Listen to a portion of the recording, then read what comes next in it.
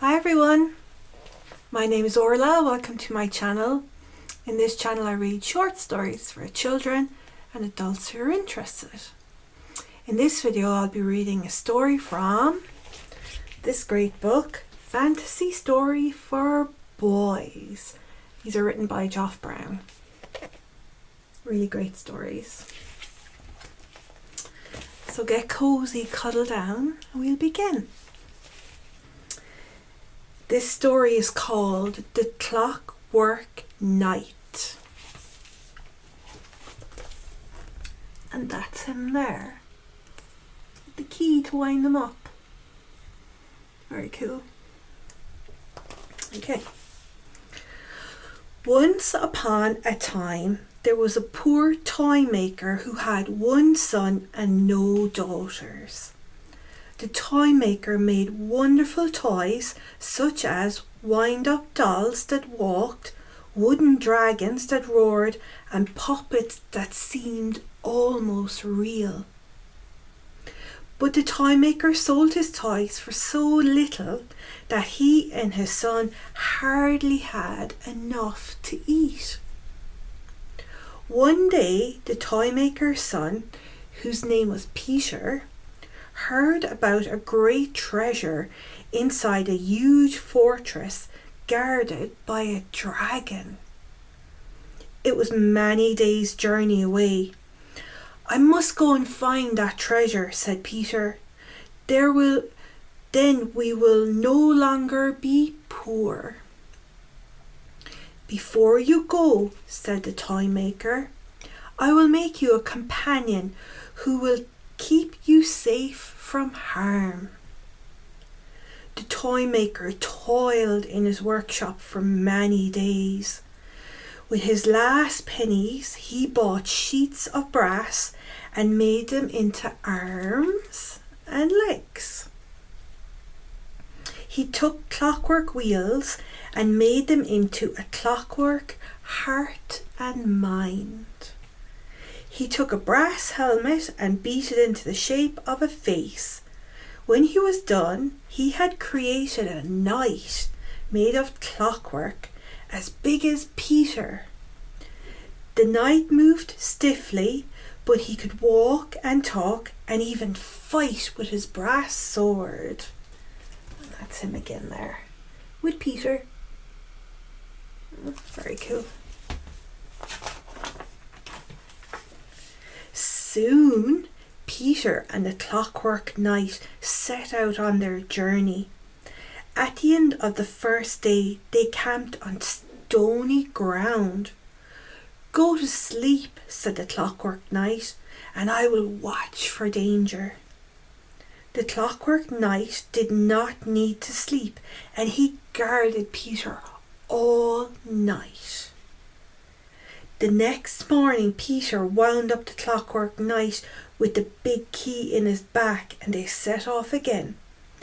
As they were travelling through a rocky pass, they were attacked by two long-eared, long-nosed trolls. They're the trolls. Long ears, long nose.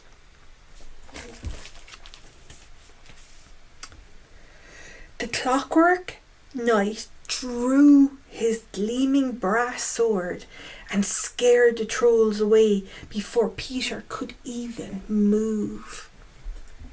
"Thank you for saving me," said Peter. "You are a brave companion." The Clockwork Knight bowed stiffly. Peter and the Clockwork Knight continued their journey for many days until they came to a fortress with a wide moat all around it. From a window in the very highest tower, Peter could see the glint of gold. "The treasure is inside," said Peter. "How can we get across the moat? I can't swim." "Neither can I," said the Clockwork Knight, "but maybe I do not need to." Without another word, the Clockwork Knight walked into the moat. Because he was clockwork, he needed no air to breathe. So he was able to walk across the bottom of the moat and come out the other side. Then he let down the drawbridge so that Peter could walk across. And that's the Clockwork Knight walking across the moat. And you can see the gold in the tower.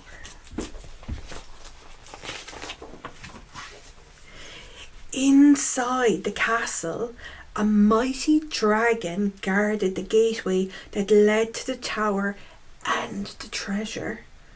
It was an ugly dragon with great fangs that curved down past its gigantic jaws. Peter grabbed his sword. "It's time for me to fight the dragon," he said nervously. "Wait," said the Clockwork Knight. The knight whirled all the cogs and gears of his clockwork mind to work out a way to get past the dragon, and soon he had an idea.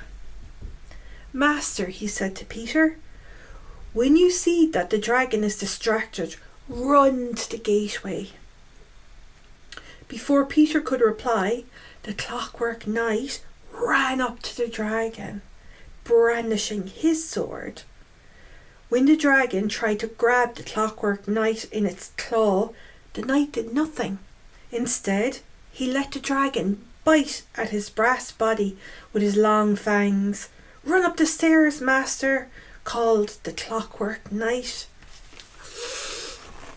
And that's the Clockwork Knight. The dragon. His fangs. But Peter could see the dragon was damaging the Clockwork Knight. With a great yell, Peter ran at the dragon and swiped his sword at the dragon's belly. Howling in pain, the dragon dropped the knight and flew off into the sky, far into the distance. Peter knelt down by the Clockwork Knight. The knight was dented and scratched, and his legs were so bent that he could hardly stand. "Why did you save me?" said the Clockwork Knight. "You could have run through the gateway and got the treasure."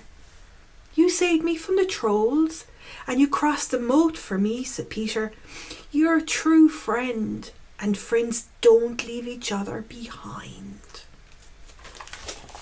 And that's Peter with the Clockwork Knight who's injured and lying on the ground. He's very sad. Sad for his body. Peter helped the Clockwork Knight up the stairs to the room at the top of the tallest tower. Treasure was piled in big heaps. Emeralds, sapphires, rubies, and all kinds of golden chains, crowns, bracelets. In one corner there was a great fireplace filled with fierce flames. "You will have to leave me here," said the Clockwork Knight sadly. "My legs are too bent to carry me home." "Perhaps," said Peter, looking at all the gold, "and perhaps not." That night Peter melted some of the gold in the fierce flames. He hammered it into the shape of legs, and then took the Clockwork Knight's old brass legs off, and then fixed the golden legs to the knight. "Try them," said Peter. The Clockwork Knight stood up. He moved his new golden toes, then his golden feet, then his golden knees. He found that he could walk, hop, and even run. He did a funny clockwork jig for joy. My new legs are perfect," said the Clockwork Knight. "We can go home." Peter and the knight gathered all the treasure that they could carry. They journeyed for many days, all the way back to the toy maker's house, and the Clockwork Knight kept watch over Peter every night, his golden legs gleaming in the moonlight. When the toy maker saw them returning with the treasure, he ran out of his shop and hugged them both. "We will never be hungry again," he said. As a reward for his hard work, the Clockwork Knight was polished until he shone, and his clockwork heart swelled so much that it almost burst out of his brass chest. And Peter, the toy maker, and the Clockwork Knight lived happily ever after. The end. Great story. And this is him dancing a jig with his new legs and all the treasure behind them. There we go. Another great story from Fantasy Stories for Boys. Till the next one. Bye bye.